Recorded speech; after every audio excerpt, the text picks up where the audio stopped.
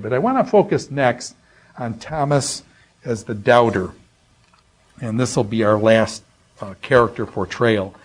It bothers me that Thomas is portrayed so negatively. Whenever I say the word Thomas, what's the next word that comes to your mind? Doubting Thomas. Well, I want to look at some other passages where Thomas is referred to here, because he comes up in two other passages before that last passage where he doubts. And I want to look at him, and I want to say that he's gotten a bad rap, it seems to me. So I want to look at, first of all, John chapter 14, and I want to read then Thomas's reaction to Jesus. And this is chapter 14, and I'll start with verse 1 there. It says, "Do not let your hearts be troubled." This is Jesus speaking. "Trust in God, trust also in me. In my Father's house are many rooms." The old King James is a little better there. It says, "In my Father's house are many mansions." And so these people think, well, in my Father's house are many mansions. That's good. We get a mansion in heaven, right? But actually, this is actually more accurate translation. "For in my Father's house are many rooms. If it were not so, I would have told you. I am going there to prepare a place for you. And if I go and prepare a place for you, I will come back and take you to be with me, that you also may be where I am." Beautiful statement. Jesus coming back and that we can be where he is. "You know the way to the place where I am going." Now, what was the problem? You know the way to the place where I'm going. Thomas said to him, "Lord, we don't know where you are going, so how can we know the way?" Thomas is inquisitive. Thomas is inquisitive. When he doesn't understand something, Jesus just said, "You all know the way." And Thomas says, "Wait a minute, Lord.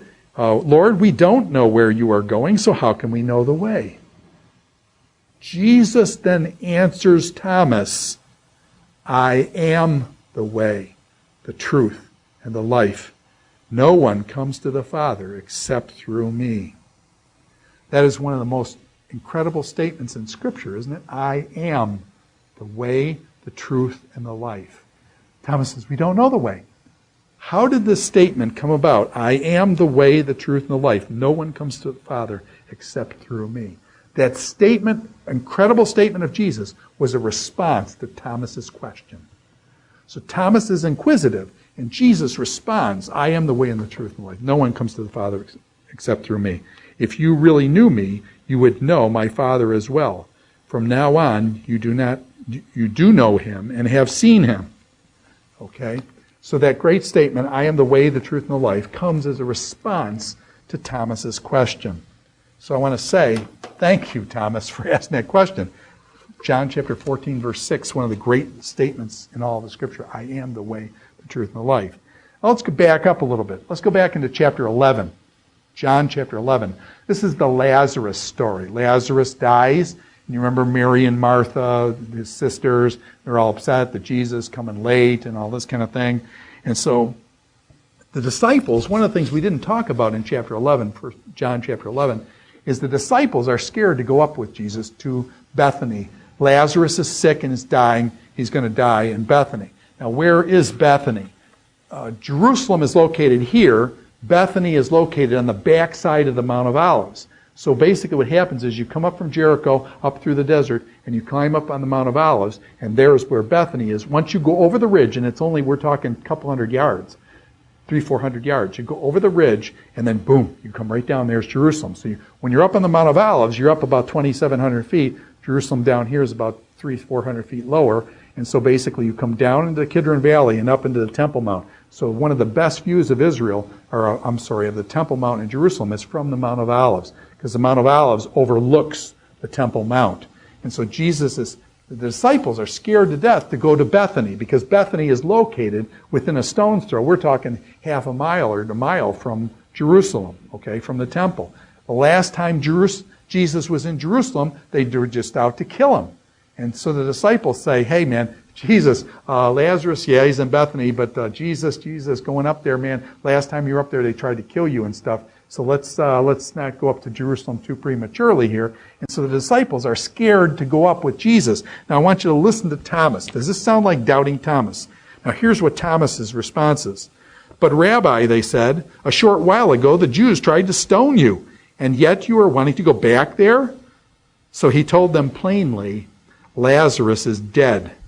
And for your sake, I am glad that I was not there, so that you may believe. Again, that emphasis on belief. I'm glad I was not there, so that you may believe. But let us go to him. The disciples are scared. He almost got killed last time. Then Thomas, called Didymus, or twin, said to the rest of the disciples, let us also go, that we may die with him. Doubting Thomas? This guy's got courage. He says, yeah, Jesus is going up there. He's our friend. He doesn't go up there alone. We're going to go with him. If he's going to die up there, we're going to die with him. Let's go, boys, and let's go up with Jesus. This is Thomas, the courageous. We're going to go up and die with Jesus. They were afraid. Thomas gets over his fear with courage and says, we're going to go die with him. If he goes, we go. And that's Thomas. Okay? So you see why I'm saying Thomas is inquisitive. Jesus, we don't know the way. I am the way, the truth, and the life. Jesus, you go up there, you're going to get killed. Jesus, we don't want to go up there. Thomas says, hey, let's go. Boys, we're going to die with him. And that's our role and stuff. So this is Thomas. And what I want to suggest then is now let's look at the passage in John chapter 20, verse 24. Thomas is a kind of I'm from Missouri, show me kind of person.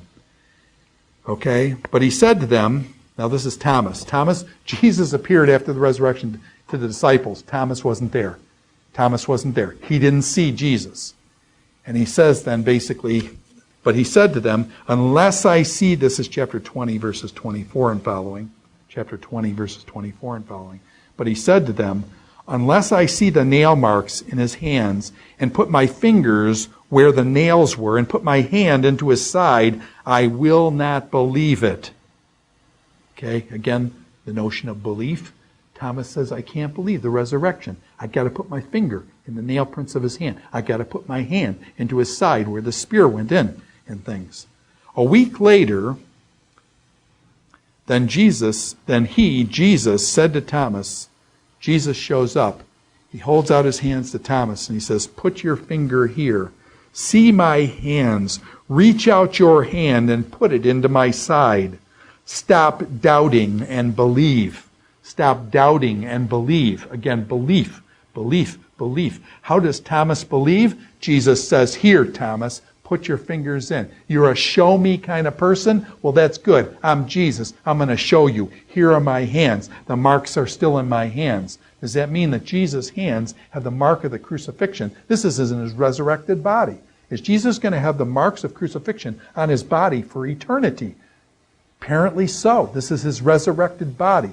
Thomas, put your fingers here. Put your hand into my side. Stop doubting and believe. And so this tension between doubt and belief. And Jesus rebukes him at that point.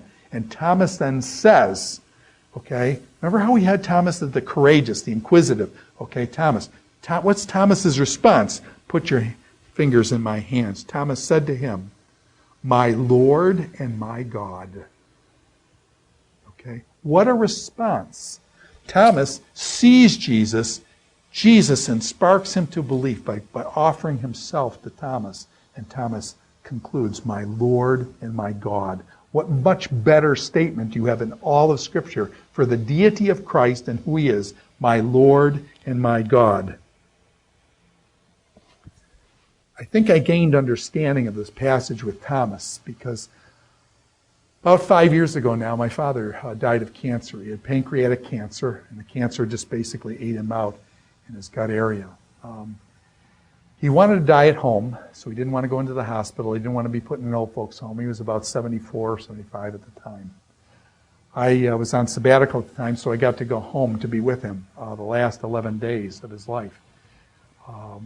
The doctors told him he was going to die, and I'll never forget, he was waiting for Jesus all his life. He would go to the window almost every day. I can remember my father just all the time, Jesus is coming back today.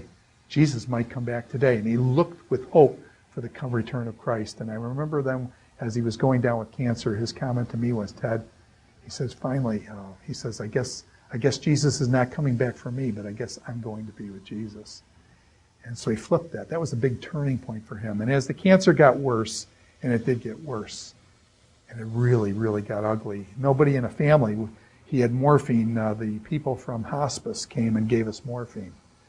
And the people at hospice, I don't know how to tell you how much respect I have for those people. They were wonderful, absolutely wonderful. He was in tremendous amount of pain, so we had to give him morphine, and it was bad, really bad. He would not trust anybody in our family to give him morphine except me. And it was like, hey, Dad, I'm a doctor, but I'm not that kind of doctor, you know. But it was just like, no, Ted's going to give me the morphine and stuff, because he knew it was pretty serious stuff. And so I was the one who was the designated morphine giver, even though I didn't know what I was doing. And that became apparent one night in a way I'll never forget. After my father passed, and it was really bad, of 11 days, and at certain points the pain was incredible. For about 8 months after that, I could not get the death of my father out of my head. It's different when a person dies and they go to the morgue and everything is done and it's done for you and things like that. Not with this. It was hands-on, 24/7. My sister and my mother and I myself took care of him 24/7, around the clock in the last days. It was bad. And as I left there, and after he was buried, every night for about 8 months, I'd wake up in the middle of the night dreaming about my father's death and the pain and the things like that. And I couldn't get it out of my head. All I could see was his death.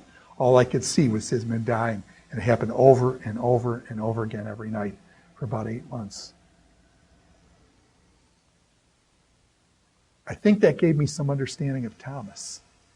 I wonder if Thomas saw the one whom he loved dying of a crucifixion, an extremely cruel death, nailed to a cross, asphyxiated as he's gasping for air. And Thomas saw him die, and he can't get it out of his head. And so it's like the disciples tell me, Thomas, he's raised from the dead. And Thomas is saying, don't mess with me. Don't mess with me. I saw him die. I saw him die. Don't start this he raised from the dead stuff. Jesus is dead. I saw him die. And he can't get past the death of Christ because he saw it. And it so deeply impacted him. And I remember after 8 months, it was in the month of August, all of a sudden one day, now you're going to say, this sounds really stupid from somebody who teaches the Bible all their life, and you say every Sunday, I believe in God the Father, Almighty, Maker of heaven and earth, Jesus Christ, His only Son, our Lord. I believe in the resurrection. All of a sudden, one day in the middle of August, I woke up, and all of a sudden it hit me. There is a resurrection. There is a resurrection. Yes, my father's death was really, really, really ugly. But there is a resurrection. Anastasis. Jesus overcame death by dying. Jesus conquered death by dying himself and rising from the dead, giving us hope. Death is not the victor. Death is the loser. Death is the biggest loser. Death loses. Jesus has conquered death. There is a resurrection. And all of a sudden I realized, for much of my life, to be honest with you, I don't know whether I believe the resurrection. And here, when faced with the death of my father, I couldn't move to the resurrection. And then all of a sudden, the resurrection dawned on me. And it was like the first time I ever believed there was a resurrection. And all of a sudden, the death was gone. And the hope of the resurrection was one of the greatest things in my life. And I wonder if Thomas was so focused on the death of Christ that he couldn't make it to the resurrection. Jesus shows up. Put your fingers here, Thomas. And Thomas then declares, my Lord and my God. And so I just want to say, be careful about throwing stones at people like Thomas, because there's a lot of us, when we see people we love die, that's a very, it changes your whole way of thinking about things. Jesus has conquered death through the resurrection. Jesus rose from the dead, and that gives us hope. And then Jesus says this to Thomas. Thomas said, my Lord and my God. Then Jesus told him, because you have seen me, you have believed. Because you have seen me, you have believed. Notice what causes Thomas to believe. Belief is John's big theme. Because Thomas saw, he believed. And then Jesus said this, because you have seen me, you have believed. Blessed are those who have not seen and yet have believed. And you know something? That's us. That's us. Blessed are those who have not seen and believed. And Jesus gives a blessing coming our way. We've not seen, but we believe and we hope. There is a resurrection. Anastasis. Resurrection. Anastasis. To stand up. He stood up. The resurrection. And we are celebrating tomorrow, Easter. And what a great hope for humankind. Death is not the victor. There is a resurrection. Jesus has declared it. His disciples saw it. 500 people at one time saw it. The message of Scripture declares it. And we stand in his resurrection with the hope of the resurrection. And we, then, who have not seen, get a blessing directed at us from Christ. Thanks for listening. And we've got a few minutes more on John, and then we're done. This is Dr. Ted Hildebrandt in his New Testament History, Literature, and Theology course, lecture number 18 on the book of John, character portrayals of Nathanael, Nicodemus, the woman of Samaria, and doubting Thomas.